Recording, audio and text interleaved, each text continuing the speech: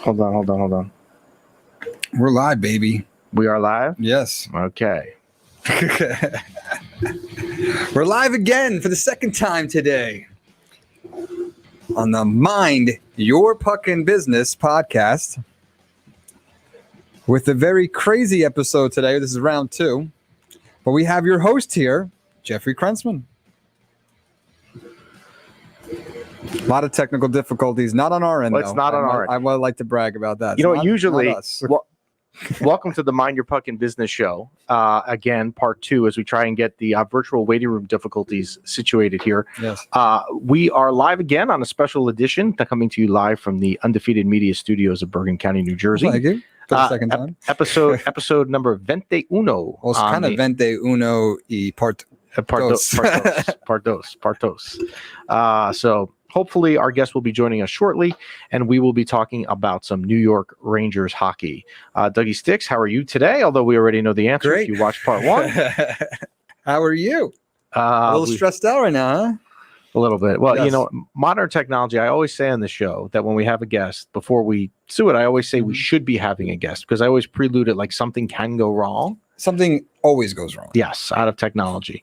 You and I have had plenty of times in the studio where we think we're, ready to go like 45 minutes early and we're sitting there and then we're about to go live and it's like something goes wrong. Yep.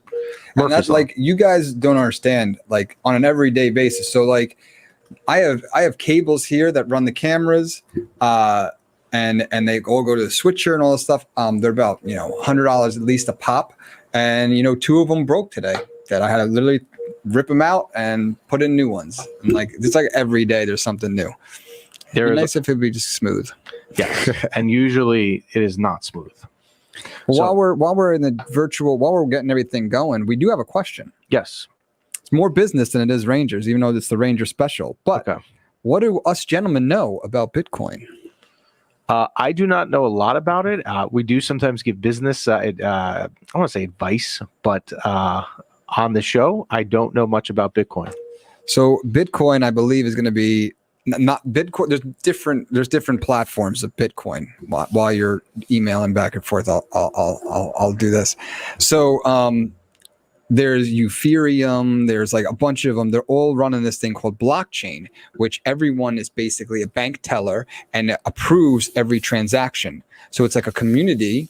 So they call mining when your computer is mining. Right. It's basically approving these transactions. Now, the thing that's interesting about Bitcoin or these electronic currencies is that there's no government behind it. There's no middleman. There's no tax. There's no fees. There's no nothing. So I could literally sell you a house for $500,000 and it will cost $500,000. No tax, no fees, no nothing. So I don't know a lot about Bitcoin to answer whoever this person's question is. John, I can see that. Okay, I see it on the screen now. I do not know a lot about it to answer about it. I do know that we do have someone in our office in my real job whose son was very successful with it for a while. But then it was the sort of thing where I never heard about it anymore. So I'm assuming you would have kept hearing about it. Well, it's 40. So when I heard about it 5 to 10 years ago, someone said I should invest some money into it. And I was thinking about it, and I could have bought it for like $50, got a couple shares. It's at $40,000 right now. So if I bought for $50 one share, I'd have at least $50,000. Well, that would be good. Done that. So we're going to move on. We're going to move to, and we appreciate the question as always. Thanks for listening, John. We're going to move to. Why don't we move as we wait for our guest? Although it should be momentarily. Let's go to football for a minute just to kill some time here before our guest comes on.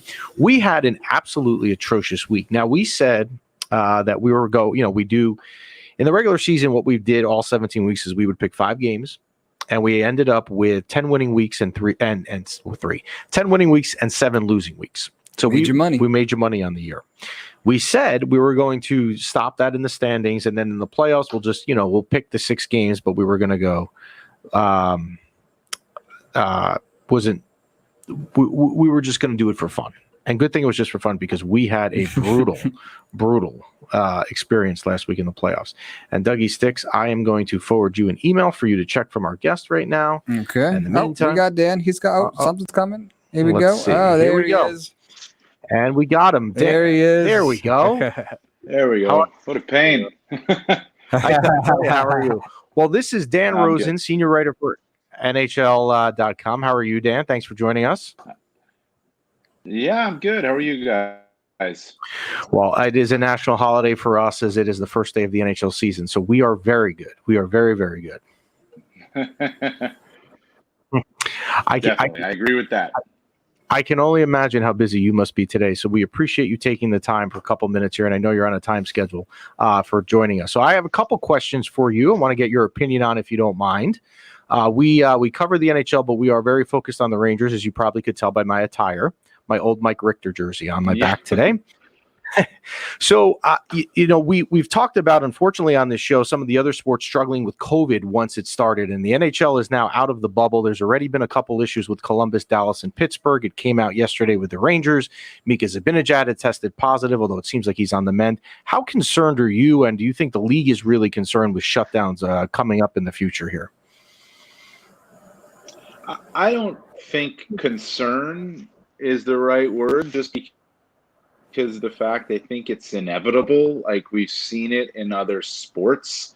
We've seen it in the Major League Baseball, the NFL, and now we're seeing it in the NBA as they're underway. And you're not in a bubble. You're not operating that way. So it's going to pop up. It's going to be an issue at times, but you just have to work your way through it. And I think the league is situated in a way to work its way through it, and with several protocol. I mean, there's a protocol place and all of that as well, but players are aware and they understand the importance of this season and getting through it and being able to have a full as in a full Stanley Cup playoffs.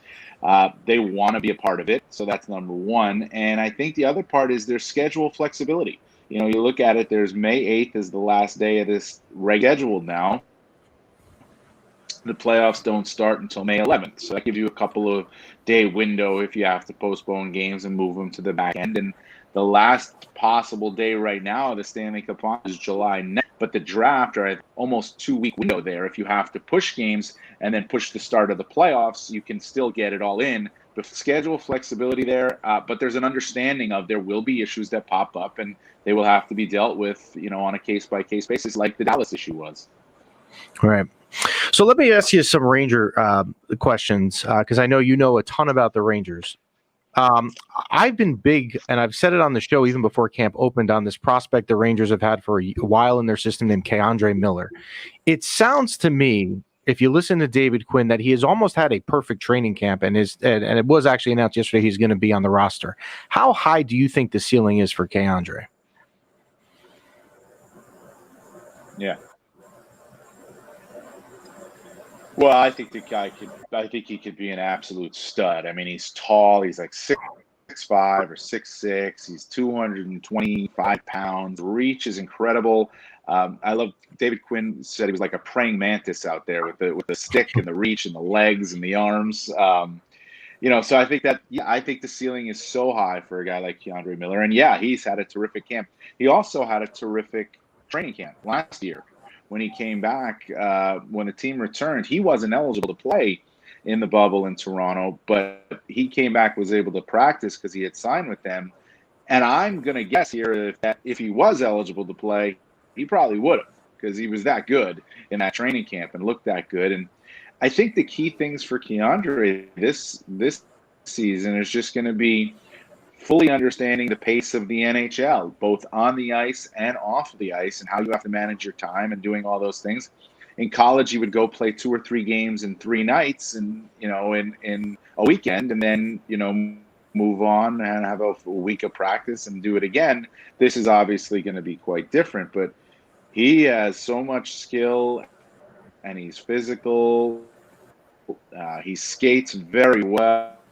I think you're going to see a lot of K'Andre Miller at the start of this season, and they're going to give him a lot of rope, I think, here, and it's going to be good for him. I think he's going to do well. Good. I hope you're right. I'd love to see what he did. He had a great career at Wisconsin, and I've been high on him for quite some time. So a lot of people, and it's probably not fair to say, would say that the rookie year of Capo Caco was disappointment just because the hype was really too high. I don't think he had a bad year.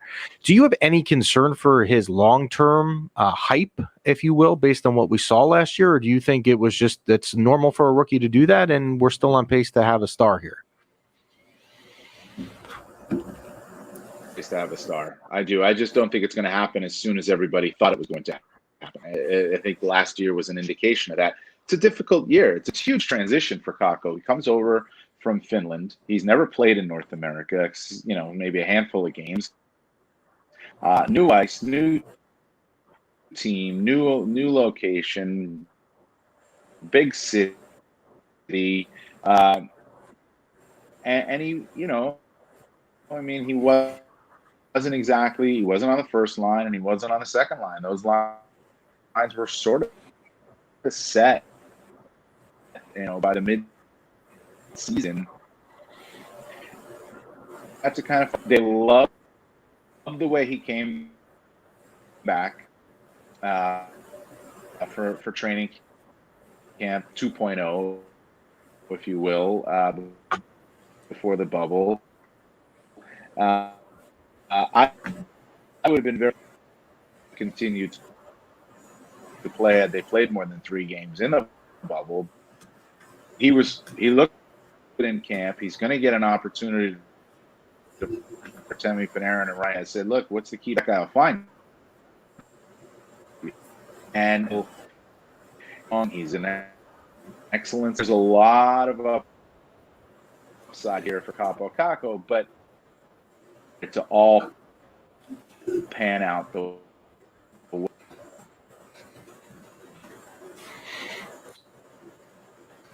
Yeah, well, let's hope that it pans out. And it looks like we lost Dan. Yes. I think we're having some connection issues that actually looks like it may be on his end. So we'll see if he comes back into the waiting room. But I will say this as a follow-up to what he just said with Capo Caco. A lot of people, including myself, I think I'm guilty of this, were a little bit down on him last year. But he came into really his rookie year with such incredible hype that I think in reality we were all wrong in the sense that we probably set too high of an expectation or an unfair expectation. And I would agree with Dan that I think you still have a possible bona fide star here going forward. Now, for the layman's here, before he was with the Rangers, give us a little bit of his backstory. Well, Caco was, we got Dan back. So let me go. Let's see. Dan, you back? Yeah, I'm here. I don't know what happened there, but yeah, I don't know how we lost. Dan, by chance, do you have a laptop or computer might work better than a phone? It didn't work on my laptop for some reason. I have no idea why. It sounds a little better now, and I was just following up to what you were saying. I was just following up to what you were saying when we lost you there, and that I would agree with you that I think Capo really came in with unfair rookie expectations just in the eyes of people, and I'm probably guilty of it too, that expected a star right away. But I do think long-term, you're right, they still have a stud on their hands. So you were saying that Caco wasn't on the first or second line. So here we are almost with the same situation again now with this prize prospect, Alexis Lafreniere. He's not going to be on the first or second line either. He's got an interesting line where it's going to be centered by Philip Cheadle, who I think really has to show some growth this year, and that's another question for you. And also on the right side with Julien Gauthier, who I always pronounce wrong. What is a realistic expectation for Lafreniere this year? Like what should we be using as a barometer for him? See, I don't know. I don't know that there is a barometer for Lafreniere because this is the first time we've seen it. The number 1 pick in the draft normally would get picked, go to development camp, right? Train for the summer, go to prospects camp, a prospects tournament, come back, have a full training camp, 5 or 6 exhibition games, and then play his first NHL game. He had no development camp, no prospects tournament, not full training camp, no exhibition games. So I have no idea what to expect from Lafreniere. Although what I will say is that from what I have seen in training camp and in scrimmages that I've been able to watch, he looks good. Okay, I mean he looks fast. He looks comfortable. He's made some plays that I think are really going to benefit a player like him, where he's been on the forecheck, created a turnover, led to a breakaway or a great scoring chance for Philip Cheadle. That's happened 2 or 3 times. Images that I've been able to watch on a Rangers live stream that they have available for media. he's definitely looks like an NHL player. But this is sort of not surprising. I figured that they would start Lafreniere on the third line. I figured Hedl would be his center because you want to go into the season with a little bit of continuity based off of what you did last year because of the shortened training camp. You don't have time to work out so many different details and try so many things out, especially in preseason games. And if you look at the depth on the left wing, they've got Panarin and they've got Kreider. And they don't want to mess with Lafreniere at the start of his NHL career by shifting him over to the right. It may very well happen that Kreider shifts over to the right, but Pavel Buchnevich has also played very well in training camp right now, and they want to give Kaapo Kakko that look on the right side on the top six. So Lafreniere is on the third line left wing, and I think it actually is a good fit for him to work his way in. And remember, there's going to be pressure and expectations on him because he's the number one pick in the draft, but slow and steady I think is the best way for him because I don't know how you guys feel. I don't think the Rangers are going to win the Stanley Cup this year. I think they'll be better, and they'll be a team challenging for a playoff berth. But the key is the development of players like Lafreniere, Kakko, and Miller this season, along with what we continue to see from guys like Zibanejad and Panarin and those players. So I had said before you joined us, same thing. I think I think their division is really tough. I don't see them making it. I probably see them finishing 5th or 6th. And you know what? As a Ranger fan, if a lot of these young kids can keep developing and get really good experience in this 56 game season, long term it may be fine because I don't think they're winning the Stanley Cup either. But I do think for sure that some good experience, especially in this division. This division is brutal. Yeah. I mean, they're going to end up going against Boston 8 times. They're going to go against Sidney Crosby 8 times. They're going to go against Alex Ovechkin 8 times. And even, some of the easier teams maybe on paper, Buffalo, they're going against Jack Eichel and Taylor Hall 8 times and Dahlin on defense. It's going to be a lot of these kids are going to learn. So I don't think they're going to win the Stanley Cup, but here's my sense of hope. I'm going to give you 7 quick names as to why I think if the Rangers surprise, it's going to come down to these 7 names. And it is the goaltending in the division because it's not overly great.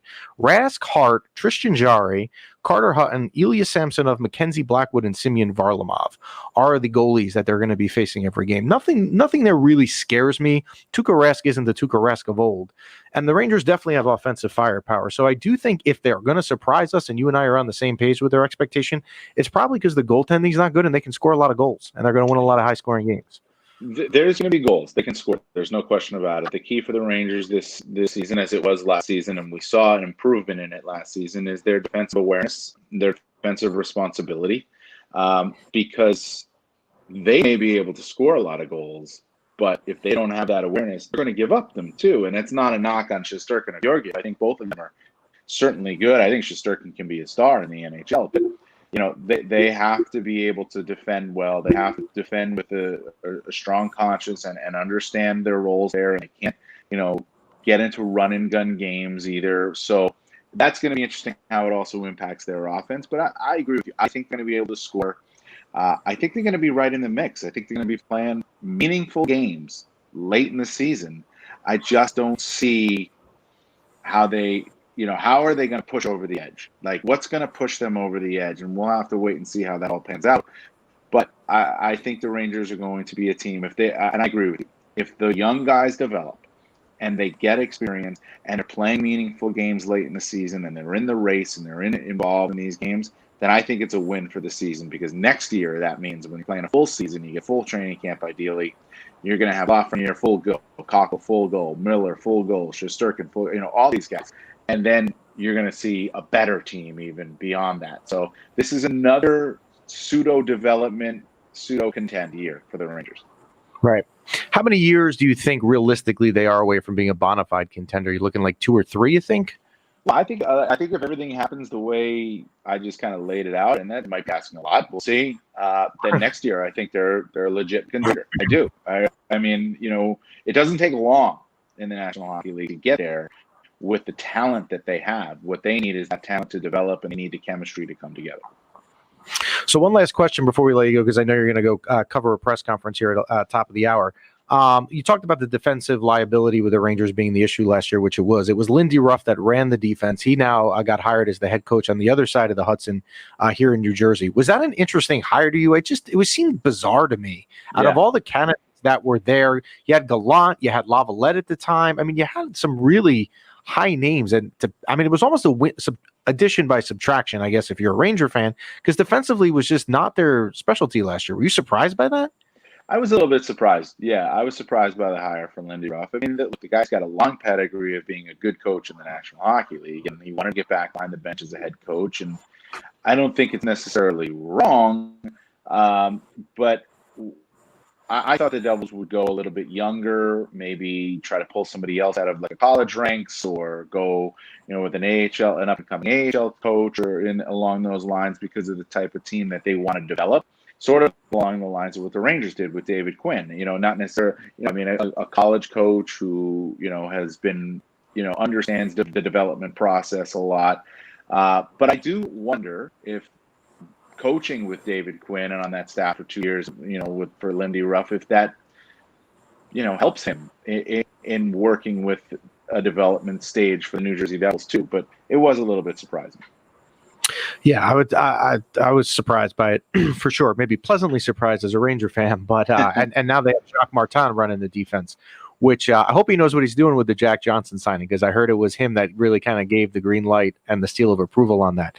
Last question, and then we will let you go. The 4 teams to come out of the East and make the playoffs in the Rangers division is who? I'll give it to you in my order. I got the Flyers number 1, the Bruins 2, the Caps 3, and the Islanders 4. Love the Flyers. Still like the Bruins a lot. I think Tuukka Rask is still an elite goalie in the league. The Caps, Laviolette always gets his teams off and running in his first year or two.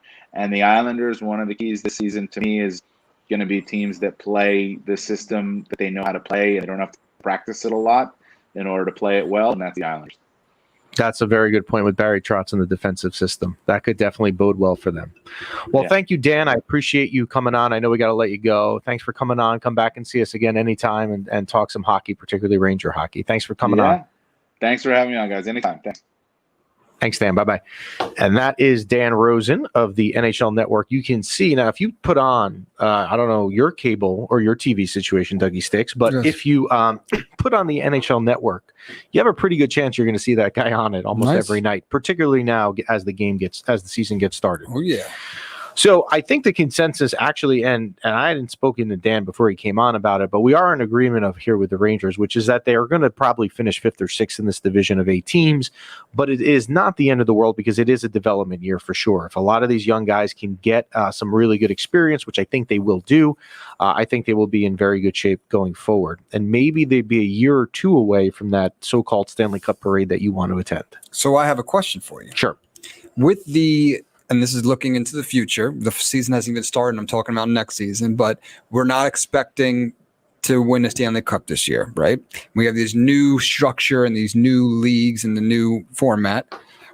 Do you think, because this is a quote unquote rebuild year and we're working out the kinks, do you think with this new structure and the teams that were in the division with us that we could potentially have a good learning year and get a good draft pick next year? How does the draft work? So you could look, if you don't make the playoffs. Dan and I were in agreement that they're probably not. You would have a chance in the draft lotto again. So, but if you finish on the upper end of the teams not making it, you have less odds, right? So the worse you are, the better odds you are of getting a higher pick.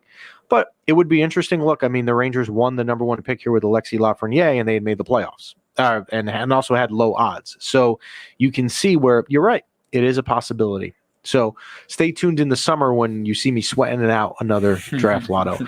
So for the hockey front, before we shift to the NFL, again, welcome back to the league tonight. Welcome back to the New York Rangers tomorrow night. And it should be an interesting year, and it will give us a lot to talk about on the program starting next week as we can really start looking into the Rangers. Because when we were on, well, actually, now that I think about it, the Rangers got eliminated in the beginning of August. The birth of the Mind Your Puckin' Business podcast, it was not born yet. We didn't talk much Rangers. We talked a little Stanley Cup. Right. We didn't talk any Rangers. We now will have the ability, and it should be interesting, and we'll have some guests on as we go on. Now, we do see the questions that you guys are all sending on the live broadcast. We will try to get to them at some point, and some of them looks like NFL geared. So we're going to shift to the NFL right now. As we started to say before Dan joined us, we had an absolutely, I'm going to take blame for this abysmal week with picks. We had been on such a roll that you just would have thought it would continue, or you would also know that it always runs out.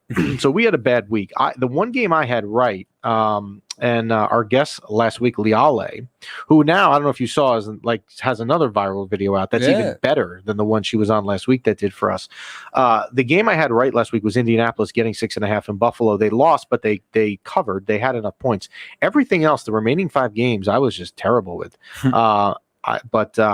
So we will see going forward here. We have 4 games. Dougie, can we pull up here in the studio the latest odds?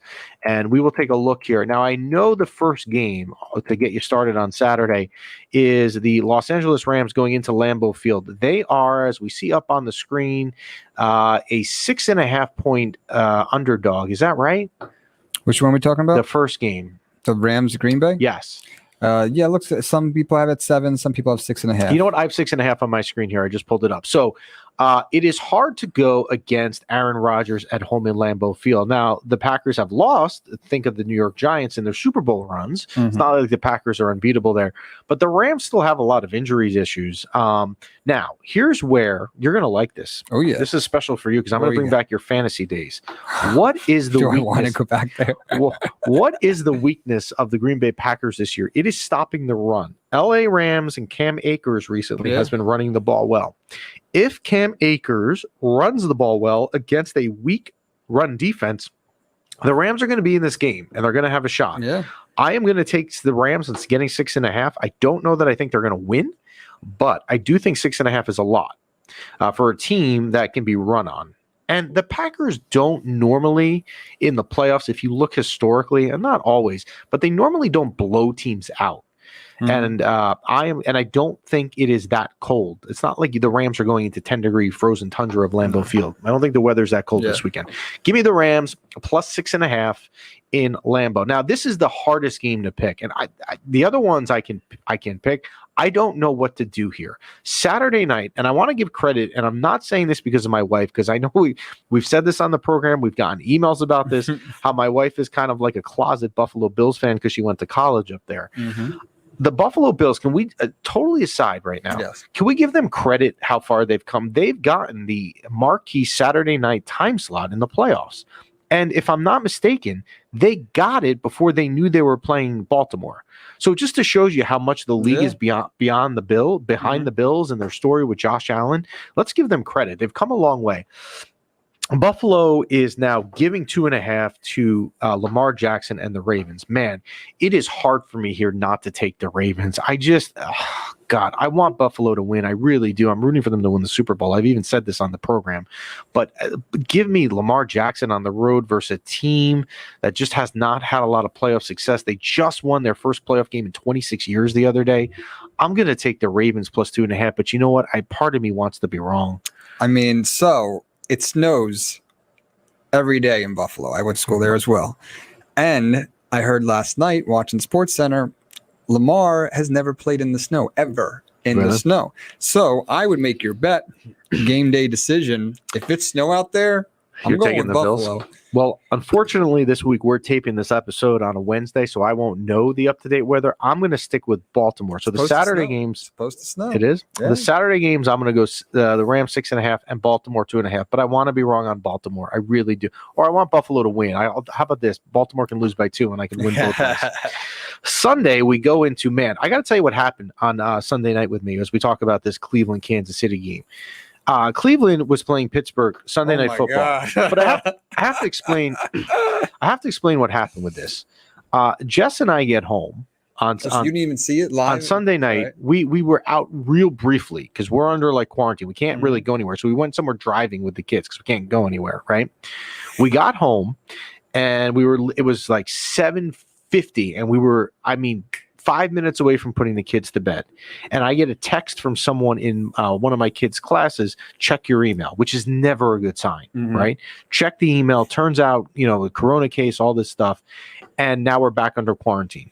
So because that happened right as the Cleveland-Pittsburgh game was about to go, Jess and I missed the first quarter and a half, like dealing with, childcare and like figuring out what the heck's going on, right?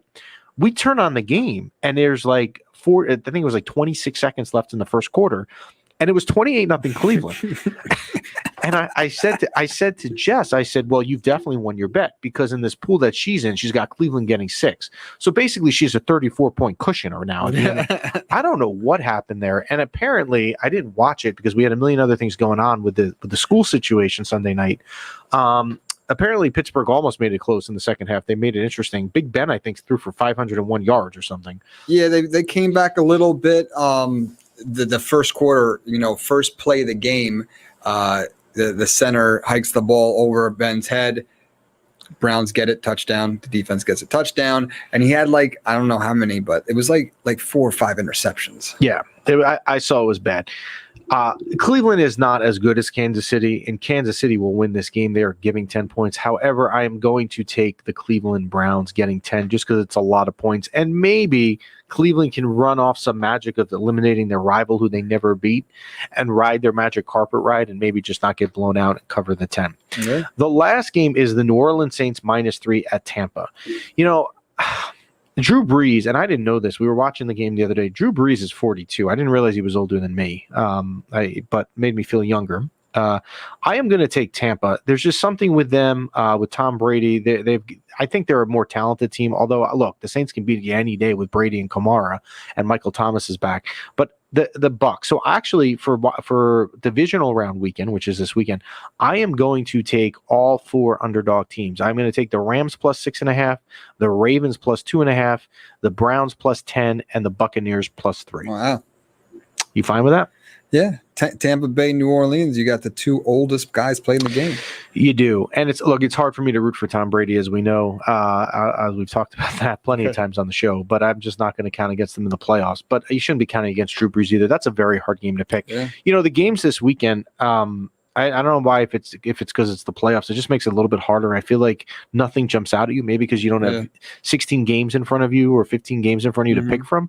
You have to pick every game, and man, it is not easy. So we have that. Next week we will have we'll have the conference finals. So we will know at the end of next weekend who is going to play for the Super Bowl down in Tampa.